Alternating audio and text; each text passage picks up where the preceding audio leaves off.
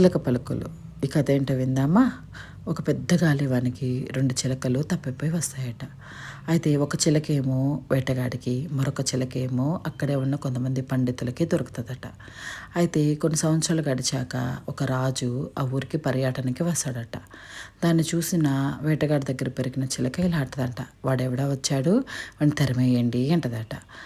అప్పుడు రాజు ఈ మాటలు విని ఆ చిలకని అసహ్యించుకొని కొంచెం ముందు దూరానికి వెళ్తాడట. అక్కడ ఆశ్రమంలో ఉన్న ఇంకొక చిలక ఇలాంటిదంట, రా రాజారా, మా ఆతిథ్యం స్వీకరించు ఉంటుందట. అప్పుడు రాజు ఆశ్చర్యపోయి ఇలా అంటాడంట, మీ ఇద్దరు చూడ్డానికి ఒకటేలా ఉన్నారు కదా, మరి మీ ప్రవర్తన ఎందుకు వేరుగా ఉంది అంటాడంట. అప్పుడు చిలక అంటదంట, వాడు నా తమ్ముడేను, కాకపోతే వాడు వేటగాడి దగ్గర పెరిగాడు కదా, అందుకే వాడు అలా ఉన్నాడు అంటాడంట. మోరల్ ఆఫ్ ద స్టోరీ, దేవుడు అందరినీ ఒకటేలాగా పుట్టిస్తాడండి, కానీ ప్రవర్తన మాత్రం పెంచేవారిని బట్టే వస్తుంది. మీరు కూడా సాంబార్ ట్రై చేసి ఎలా ఉందో చెప్పండి. Bye bye.